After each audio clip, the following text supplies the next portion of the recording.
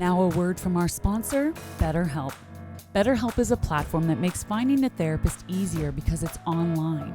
Remote therapy sessions, and by filling out a few questions, BetterHelp can match you to a professional therapist in as little as a few days. It's easy to sign up and get matched with a therapist.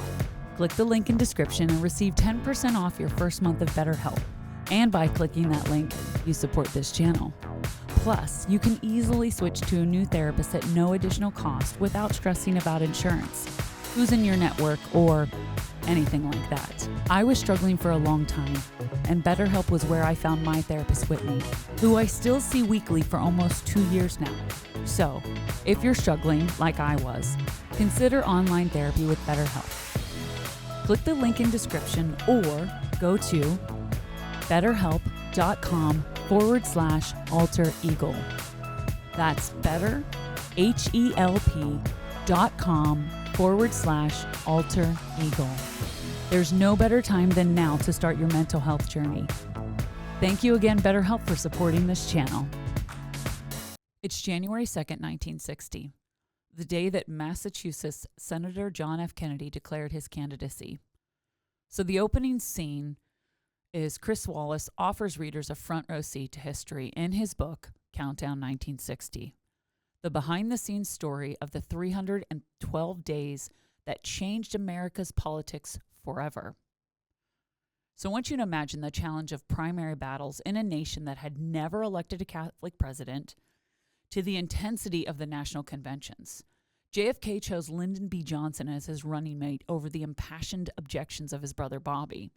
So this is a nonfiction political thriller filled with intrigue, cinematic action, and fresh reporting. Like with many popular histories, readers may be familiar with the story, but few will know the behind-the-scenes details told here with gripping effects. So today's episode, I'm going to be discussing just something that I'm coming up to this season. In April, I will be launching a book club, and that's where you, the listeners, come into play. The first book I'm starting with is Countdown 1960. Now, I chose this book because it is from a journalist perspective. Little more about Chris Wallace, an anchor of CNN's The Chris Wallace Show and host of Who's Talking to Chris Wallace on Max. Prior to CNN, Wallace was the anchor of Fox News Sunday for 18 years, where he covered every major political event.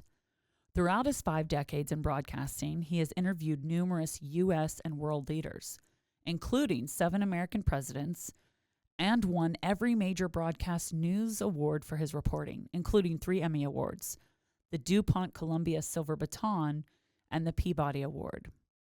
He is the New York Times bestselling author of Countdown 1945, The Extraordinary Story of the Atomic Bomb, and the 116 Days That Changed the World, and Countdown to Bin Laden. The untold story of the 247-day hunt to bring the mastermind of 9/11 to justice. I chose Countdown 1960 as the first book to start with because it's a poignant time in history, political history. So we're talking about remarkable characters, page-turning action, and vivid details. Follows a group of extraordinary politicians, civil rights leaders, Hollywood stars, labor bosses, and mobsters during a pivotal year in American history. 1960 election ushered in the modern era of presidential politics with televised debates, private planes, and slick advertising. Television played a massive role. It allowed voters to see the candidates' appearances. 70 million Americans watched one or all 4 debates. The public turned to television to watch campaign rallies. And on the night of the election, the contest between Kennedy and Nixon was so close that Americans were glued to their televisions long after dawn to see who won. So I'm talking to you, the listeners, friends of listeners, or anyone who's just come into this podcast, as I'm shifting gears here, trying to get into a little bit more of political conversations. And it's not something that I am entirely, be honest with you, excited about, but I feel that it's necessary, and not so much to debate one another, but to listen. And I feel like that's from all sides. We are at a poignant time in history. We had a huge election this past year, and something that we were involved in here at the newspaper was a workshop with Pennsylvania News Media Association. It went from May of 2024 to September of 2024. And in this workshop, we learned the importance of being able to write grant proposals for funding for journalism. I hear people say all the time, the newspaper is a dying industry, but there's still a lot of readers out there. I love having a newspaper in my hand. I love being able to look at it and feel it. And as I've become a part of this company, this family, this brand, the Butler Eagle here in Butler, something that's been around for 154 years, obviously knowing that something that has survived that long, you want to see it continue, right? You want to continue to make it thrive and move forward with progress. I know me coming here and starting this department, the podcast department, and really having the freedom, because I have been given quite a bit of freedom, and I'm very grateful for that. But I'm also the type of person who thinks we're never going to know if something's going to work unless we try it. And I thought, why not start a book club? And each book will be very different, but finding those political conversations within that book. I'm currently in the process of setting my book club for the next 6 months, starting in April. And this is where you come into play. If you're interested in whether it's just reading the book and following along through the progress of the month, that's totally fine. If you're looking to get a little bit more involved and have your voice be heard, then I want you to reach out to me. Find me on social media, the best ways to find me. Now, I've been having problems responding to people on the Facebook page.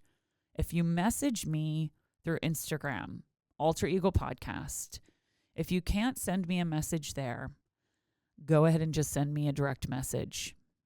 You can follow me. You can follow me on Facebook, Laura Crago. I have a business page and I have a personal page. Now, I will say this, putting out my personal email, and I've done it on a few episodes, it makes me nervous, but I'm still in the process of figuring out having a separate email. So everybody knows my name. You can probably figure out what the email address is. It's lcrago@butlereagle.com. So lcrago@butlereagle.com. Send me an email, say book club as the subject. And if you're interested in hearing more, I will be putting an informational Zoom meeting together starting in March so we can get this off the ground. I'm also looking for sponsors as well. A lot of the things that I'm looking for is people to sponsor not only purchasing the books for the immediate book club, for those who are going to be involved in the conversations, but also for some more equipment. It's kind of where I'm at right now. I was very fortunate when I first got here that they were able to purchase me, the essentials that I needed to get going and to get started. And I can continue working with those. There are a few things that would really help my production process.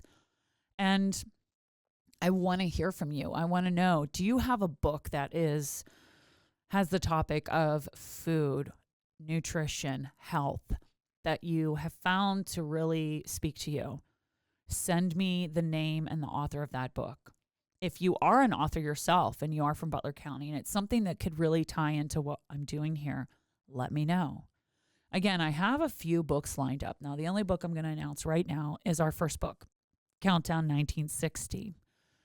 Now, the way that the book club's going to work is that I want everyone to join in from different political spectrums. I want those of you who are very solid Republicans and aren't afraid to share that.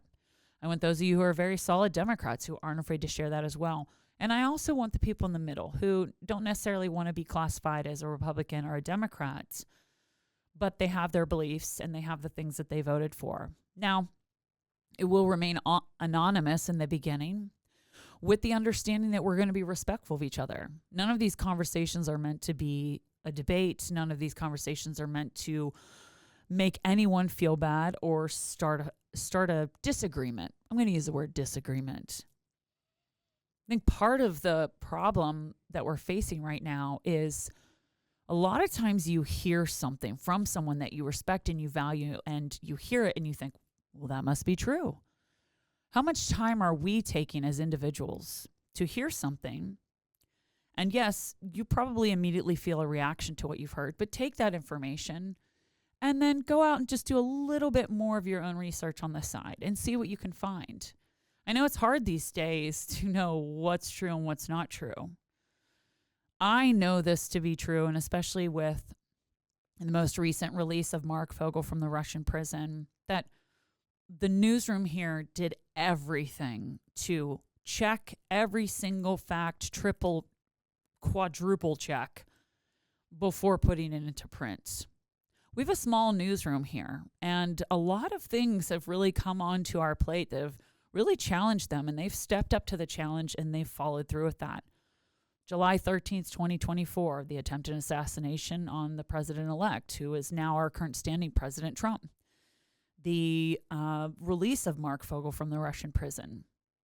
It's interesting to go out and mention Mark's name, and I found a lot of people who weren't aware of it. And I thought, well, if I didn't work here, would I be aware of it? The only time I really read the paper before working here was I'd go over to my mom's house and read it because they have a subscription. But I didn't have an online subscription. And I started to realize by stepping into this building that it's important for me to keep up to date with not just the world news, but local news, and how important that is, and how effective it can be to educate yourself on what's happening right outside your front door. I also think we're starting to get to a place where everyone's realizing that we do need to start to hear from each other more and listen to each other more. So a few things. One, send me an email if you're interested in getting more information on the book club that will be launching in April. Send me an email, lcrago@butlereagle.com, butlereagle.com. If you're also interested in possibly coming on as a guest to discuss a specific topic, whether it be related to healthcare or infrastructure, or even our most recent headline, OPM workers dispute must comments, reach out to me. Newsroom did a really great job of, keeping the anonymity of people who were afraid. And that's a conversation in itself. It has to be not only disheartening, but stressful to be in a position where you could possibly lose your job, lose your income, have no idea what the future holds, and yet you can't really talk about it because you don't know who's going to hear it and flip it. Did you guys ever play that game? And I'm asking this like someone's going to answer me in the ether, but the game Telephone. I remember going to Camp Luther Lynn as a kid, and I remember we were in a giant circle. There was a lot of kids at camp that summer. It was sports camp, actually. And we started the telephone game, and I remember it getting to the end, and the last person said it, and a lot of the people in the beginning started laughing. And they said, was that what you said to the person right next to her who started it? And she said, no. And the entire sentence in that matter of that circle changed. And it's so interesting how we hear things, how we perceive things, how we communicate things. And we live in a world where we're sending a lot of messages over text, a lot of messages through social media that can be construed in a different way. You're not hearing someone's voice. You're not looking at someone's face.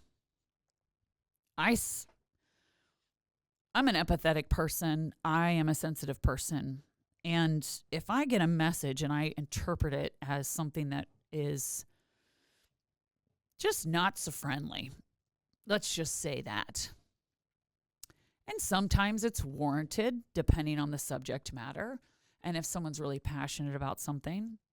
But for me, I'm that friend that's picking up my phone and calling you. And people get annoyed by that. And it's like, why? Why are you annoyed by someone wanting to have an actual conversation with you to really understand each other? Because we've gotten so used to taking the easy way out. I send a lot of voice memos, and I shouldn't say easy way out because that's not fair. I'm making an assumption that someone has the time. Well, what I've started to do is if I don't have the time right now to really give a proper response, a thoughtful response, and something that's going to, make sure I'm still cultivating whatever the relationship it is between me and the person I'm messaging, if it matters to me, then I'm going to wait until I have the time to really have a conversation with that person. Maybe that's just me. I'm not living in someone else's life. We have people in our community, they've got kids, they've got families, they've got jobs, and I have a lot of responsibilities too. And people assume just because I don't have kids that I don't have as much, or it's not as hard. And that's their perspective. I think being a parent, especially today, with everything that's just going on in not just in the world, but in our country, in our county, and with social media.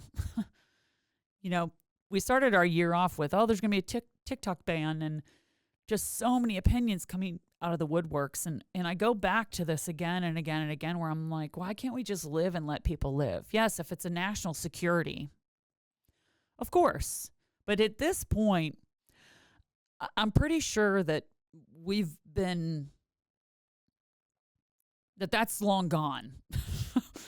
If someone has wanted to hear what we have to say, I think they've been doing that for a while now. There's a lot of people that rely on social media for their income, for their livelihood. And who am I to say that they can't live their life that way? Hey, if they're doing something that's making them money and they're able to pay their bills, then, bless you then, live your life. That's what we're all really trying to do here. And what is the ultimate goal? So when we come to these elections and we come to these pivotal moments in our governments, in our politics, what other ways are we being mindful of what that does to us mentally? I'm making like a big giant circle here, and I'm just kind of filling the whole inside of it in, much like I did when I voted, those little circles. Does anybody ever get anxious about that? I feel like I have a flashback to high school, to taking those standardized tests, and elementary school, and the SATs, all of those things. I'm not good at standardized tests. And I didn't know that I was dyslexic until I was an adult, so maybe it could have helped me if I had known I was dyslexic. Anyway, moving forward, I just found this book to be very riveting, and I just kept walking back over to the bookshelf and looking at it and picking it up. There's a lot of talk about where we are now and how much things have changed. It's like it hasn't really changed that drastically. A lot of what's been going on in our politics has been going on, And this book explains that. It explains like it was a pivotal time.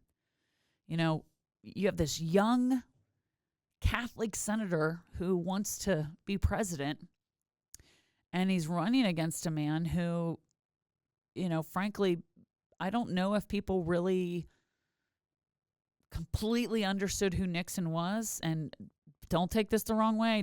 I'm not saying that Nixon was a good guy or was a bad guy. I'm not saying anything about Nixon. I don't know enough about Nixon. I want to read more. How can I have an opinion on someone when I haven't even educated myself on who they are and really sat down and looked at it based off of other people's opinions or what other people have told me? Sure, it's not that they're not correct or they're not giving me facts, but what have I learned? And I think that's part of the reason why I want to do this book club. I want for us all to just take a moment, and instead of having a response or having a reaction to something that happens almost immediately, just take it in. There's a lot of things happening that do warrant reaction. I will say that. But we need to be talking to each other, and we need to be having conversations and hearing other people's perspective. When you sit down and you read a book and you're in a book club and then you discuss certain parts of it, it's always so fascinating to me how everyone interprets it differently. So I could continue rambling on about this book club, but I'm going to bring this one to a close. I've learned with this is because consistency is key. I have missed 2 episodes in my year of dropping episodes because life, right? I had an interview set, and I don't know if you guys are hopefully staying healthy out there. But I was sick. There was a few weeks ago where I didn't drop an episode because I was really sick. And when I say really sick, I mean there were 2 full days where all I did was sleep. I would get up to take my dog outside and feed my cat.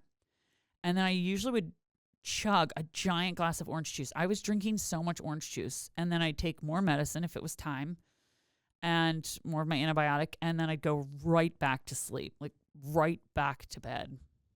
It's one of those ones where, when you start to slowly come out of it and you're like, okay, and you open the curtains to your bedroom and you rip all the sheets off the bed and the mattress cover and everything gets washed. The comforter, my duvet, I have a duvet. So I wash everything, right? You're doing a clean vacuum and you're still not feeling great.